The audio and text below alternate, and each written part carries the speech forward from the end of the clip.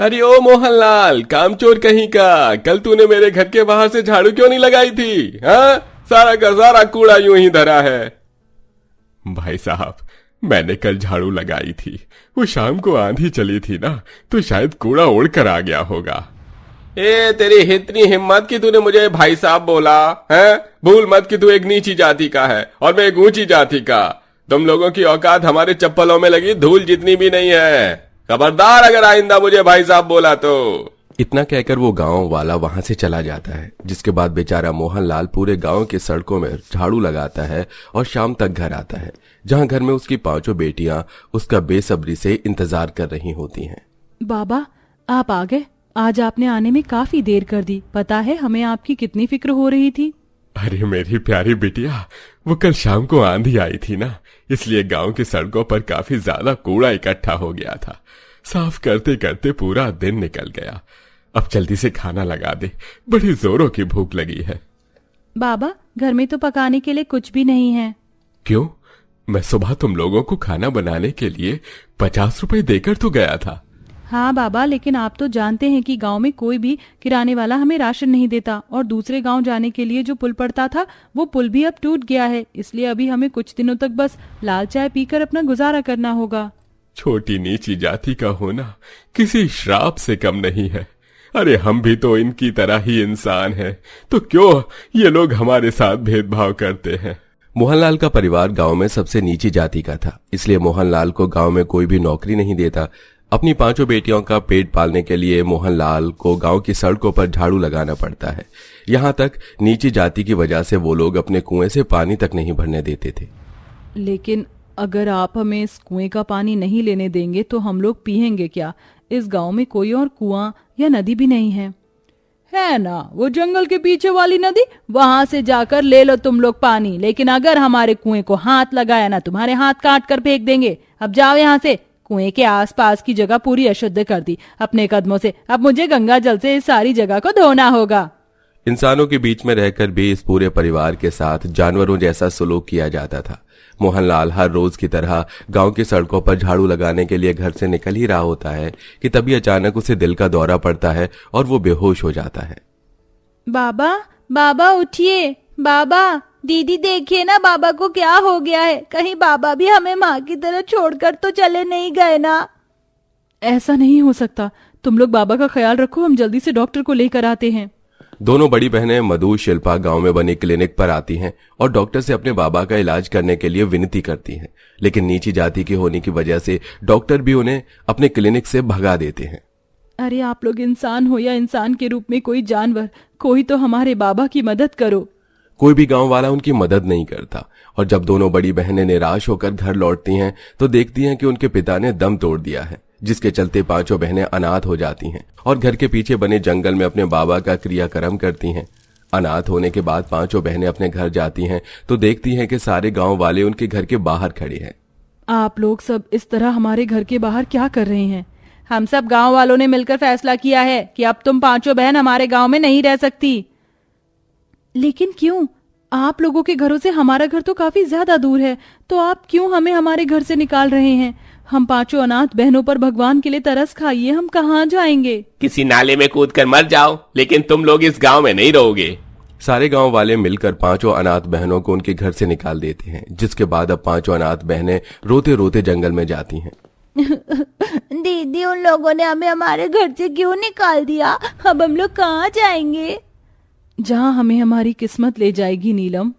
5 बहनें चलते चलते जंगल के काफी अंदर तक आ जाती हैं, जहां उन्हें एक बंजर सी जमीन मिलती है और उस जमीन पर एक बहुत बड़ा लेकिन सूखा सा पेड़ होता है। उस पेड़ पर एक पत्ता तक नहीं होता, जिसे देख 5 बहन डर के मारे कपकपाने लगती हैं और कांपने लगती हैं। ये तो वही पेड़ है ना जिसके बारे में गांव वाले कहते हैं ये एक शापित भूतिया पेड़ है ना? है तो ये वही पेड़, लेकिन अब हम कहाँ जाएं? अगर जंगल के और अंदर जाएंगे तो वहाँ जंगली जानवर होंगे, और अगर बाहर की तरफ गए तो गांव वाले हमें मार देंगे। इससे अच्छा है कि हम यहीं रह जाएं। अगर हमारी मौत होगी तो हमें मरने से कोई नहीं रोक सकता। 5 बहनें अब बंजर खेत पर सो जाती हैं, लेकिन खाली पेट किसी को भी ठीक से नींद नहीं आती। 5 बहनें बार बार करवट बदलने लगती हैं कि तभी उन्हें एक अनजानी आवाज आती है। ये कोई मेरी मदद करो, मैं कई सालों से प्यासा हूँ, मुझे पानी पिलाओ। ये आवाज कहाँ से आ रही है? कौन है यहाँ? तुम्हारे सामने ही हूँ मैं। जिस पेड़ के नीचे तुम लेटी हो, मैं वही पेड़ बात कर रहा हूँ। भगवान के लिए मुझे पानी पिलाओ, मैं बहुत प्यासा हूँ, बिना पानी के मैं मर रहा हूँ। क्या ये आवाज इस पेड़ के अंदर से आ रही है? मुझे तो बहुत ज्यादा डर लग रहा है। डर तो मुझे भी लग रहा है, लेकिन हमें इस पेड़ की मदद करनी चाहिए। इस पेड़ की वजह से ही तो हम सांस ले पाते हैं। अगर आज हम इस पेड़ की मदद नहीं करेंगे तो हमारे अंदर से इंसानियत बिल्कुल खत्म हो जाएगी। पांचों बहनें आसपास पानी ढूंढने लगती हैं। थोड़ी दूर पर उन्हें एक बड़ी सी नदी मिलती है। उस नदी के पास बहुत बड़े बड़े केले के पेड़ होते हैं। दोनों बड़ी बहनें केले के पेड़ से पत्तों को तोड़ती हैं और पांचों बहनें उन पत्तों में पानी भर बारी बारी करके उस सूखे पेड़ में पानी डालने लगती हैं। जैसे जैसे उस पेड़ की जड़ों में पानी जाता है, वैसे वैसे अब वो पेड़ स्वस्थ होने लगता है। धीरे धीरे उस पेड़ में हरे हरे पत्ते और आसपास की बंजर जमीन पर हरी हरी घास उगने लगती है। ये सब क्या हो रहा है? ये सच है या फिर कोई सपना? देखते ही देखते वो सूखा पेड़ हरे भरे पत्तों से भर जाता है और उस पर ढेर सारी लाल लाल स्ट्रॉबेरी आती है। तुम्हारा बहुत बहुत शुक्रिया। मैं इतने सालों से लोगों को आवाज लगा लगा कर अपनी मदद के लिए बुला रहा था, लेकिन कोई भी मेरी मदद करने नहीं आया। अब मुझे श्रापित भूतिया पेड़ समझते हैं, लेकिन मैं कोई श्रापित भूतिया पेड़ नहीं, बल्कि मैं तो एक जादुई स्ट्रॉबेरी पेड़ हूँ। क्या कहा तुमने? जादुई स्ट्रॉबेरी पेड़? तुम्हारी बातें सुनकर और ये सब देखकर तो मुझे ऐसा लग रहा है कि जैसे हम पांचों बहनें किसी परी की दुनिया में आ गई हों। तुम पांचों बहनों ने मुझे जीवन दान दिया है। इसके बदले में तुम 5 बहनों को किसी एक एक ख्वाहिश को मैं पूरा करूंगा।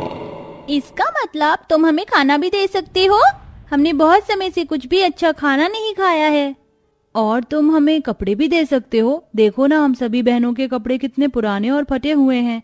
ए जादुई स्ट्रॉबेरी पेड़, मुझे पढ़ने का बहुत शौक है, लेकिन गरीब और नीची जाति से होने की वजह से गांव में किसी ने भी मुझे अपने स्कूल में एडमिशन नहीं दिया। तो क्या तुम मुझे पढ़ने के लिए किताबें दे सकते हो? उन तीनों छोटी अनाथ बहनों के इतना कहते ही उस जादुई स्ट्रॉबेरी पेड़ के अंदर से ढेर सारी किताबें, कपड़े और स्वादिष्ट स्वादिष्ट पकवान निकलते हैं, जिसे देख तीनों छोटी बहनें काफी खुश होती हैं।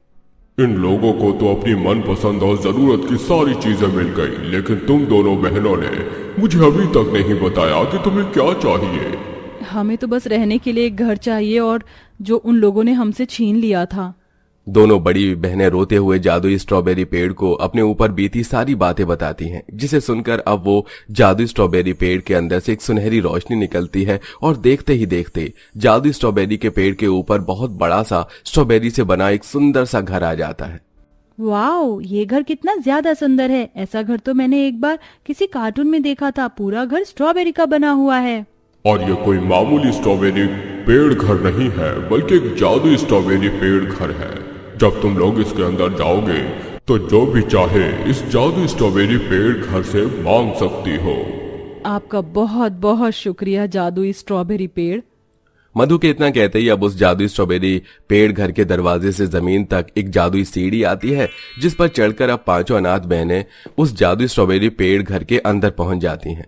उस घर की हर एक चीज स्ट्रॉबेरी से बनी हुई थी, चाहे वो बर्तन हो, दीवारें हो, फर्श, यहाँ तक कि बेड भी स्ट्रॉबेरी का बना हुआ था, जो देखने में काफी ज्यादा सुंदर लग रहा था। हमारा घर तो दुनिया का सबसे खूबसूरत घर है। आखिरकार भगवान ने हम पर अपनी दया दृष्टि दिखाई और सब कुछ ठीक कर दिया। अब पांचों अनाथ बहनें उस जादुई स्ट्रॉबेरी पेड़ घर के अंदर ही रहती हैं और उन्हें जब भी किसी चीज की जरूरत पड़ती तो वो उससे मांग लेती। और अब वो उस जादुई स्ट्रॉबेरी पेड़ से स्ट्रॉबेरी को ले जाकर आसपास के गांव में भी बेचती हैं, जिससे उनकी कमाई भी अब होने लगती है और अनाथ होकर भी पांचों बहनें एक साथ हंसी खुशी रहती हैं। तो दोस्तों, क्या लगता है आपको, क्या हमें ये जात पात को लेकर किसी गरीब इंसान को ऐसे दबाना चाहिए? हमें कमेंट करके आप जरूर बताइएगा। साथ ही आपको अनाथ बहनों की स्ट्रॉबेरी घर कहानी कैसी लगी? क्या आप भी हमारी स्टोरी से रिलेटेड किसी ऐसे अतरंगी घर के बारे में जानते हैं? हमें जरूर बताइएगा।